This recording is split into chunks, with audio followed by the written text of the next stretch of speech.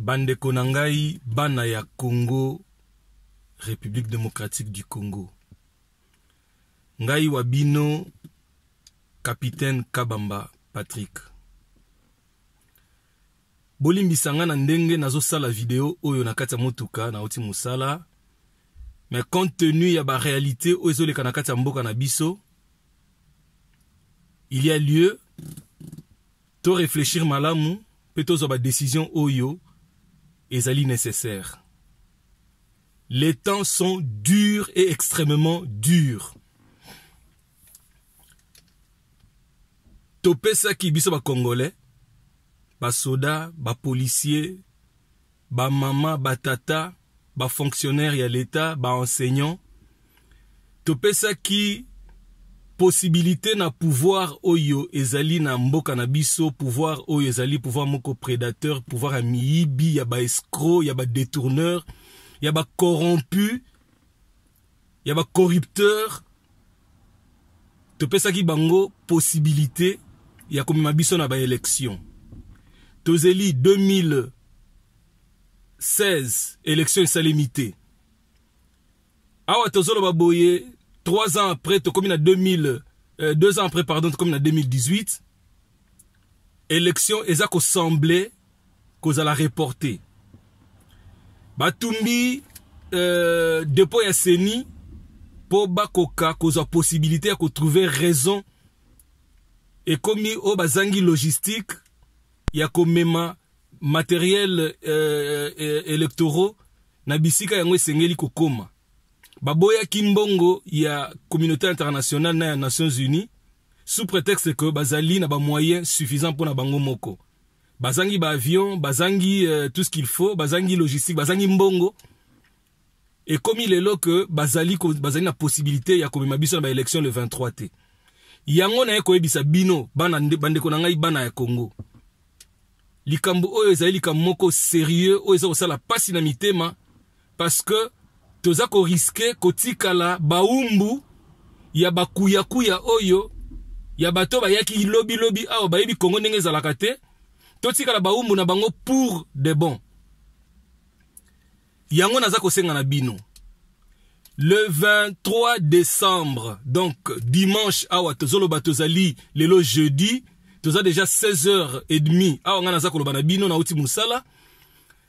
Le 23 décembre, soki élection ezali te, mwana ya Kinshasa, ya ba Congo, ya Bandundu, ya Kasai nyonso mibale, ya Équateur, ya province orientale, ya nord, ya sud Kivu, ya Maniema, bima na balabala, c'est ton droit le plus légitime. Bima na balabala, tokende kaka na soulèvement populaire parce que yango ne bango balingi. Ndeko na ngai soda bafuta ka mbongo moke. Ndeko na nga policier bafuta ka mbongo moke. Kolakisa manduki na yo na direction ya population te. Cible na biso ezali population te, cible na biso ezali plutôt ba oyo bazali na pouvoir, c'est-à-dire Kabila na bandeko na ye, Kabila na gouvernement na ye. Kuta bango, choma bango, boma bango, zikisa bango, sala nyonso oyo koki ko sala pour que otia peuple na yo en sécurité. Ndeko na ngai soda, boyebi ngai oya bino komana chichilune bobenga na bolingo. Nazalaki chargé ya ba opération na ba élection ya 2011. Kotangisa makila ya peuple congolais te, parce que nga natikali kotangisa makila ya peuple congolais te. Kotangisa makila ya peuple congolais te, tika peuple a réagir, tika peuple a la kisa posa na ye. Lokola bolobaki ke bozana posa ko mutu oya ko yebisa bino ke bima na balabala, ngai yo na yebisi bino bima na balabala.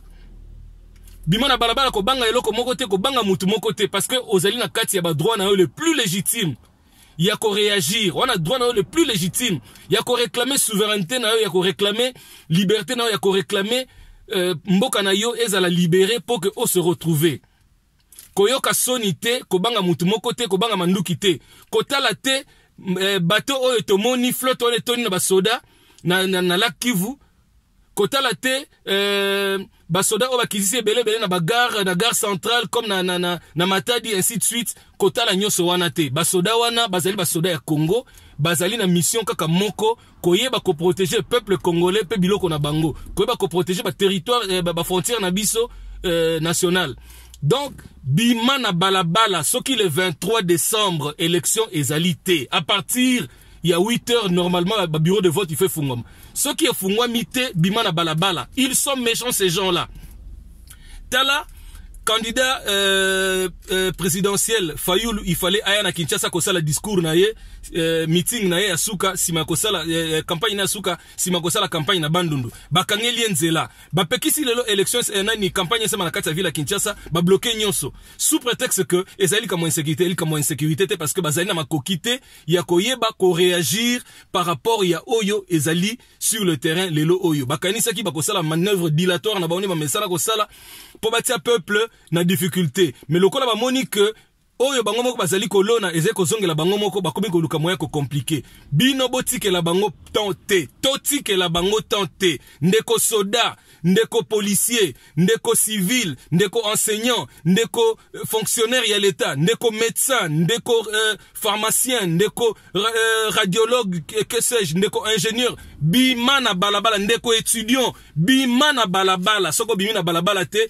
mutu moko ta ko bimela na place na akobimela na balabala na place na yo yeba ngo que liberté na yo ezali na maboko na yo moko indépendance na yo ezali na maboko na yo moko souveraineté na yo ezali na maboko na yo moko awa biso toza ko belela po ete biso tozui courage ya kobima liboso ya presse pe koloba oyo tozo kanisa na mitema nazali soda ya FRDC boza omona ngai na ba insigne na nga na nzoto nazali capitaine nazali technicien d'état major donc nazali na eloko mona kobanga te nazali pe eloko moko te na kuluka na kimela sima mutu naza koloba lika munenge zali régime na bango échoué brillamment bazali na eloko moko te basali po na mboka Congo bazali eloko moko basali po na mwana Congo lelo oyo tokoma ko souffrir kozanga na ya kolia kozanga na ya komela tokotike la bango te ba continuer ko s'enrichir sima ya mbongo ya peuple biloko o ezika ki na seni kuna matériel o ezika ki na seni kuna c'est acheté na mitoki ya bana ya Congo mutu moko te aka na mbongo na ayaki na gouvernement wana tamba yaki babandaki pouvoir balakisaki biso te combien bazaki nango sur les comptes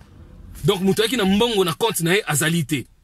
Toutes ces personnes-là sont venues d'ailleurs, baouti bise ba kola ki na ba Tanzanie, na ba nationalité bango douteuse, ba yelelo oyo, ba komi ko luka ba diriger mboka, na ndenge pe ya moyibi na ndenge ya lokoso. Koti ke la bango tente, to permettre lokola ba boyi, campagne esa na ville ya Kinshasa, Félix Tshisekedi moyen, abima na ville ya Kinshasa sa la campagne ezalité, candidat Fayoulou moyen, abima na ville ya Kinshasa sa campagne ezalité, lokola bango ba boyi ko permettre biso.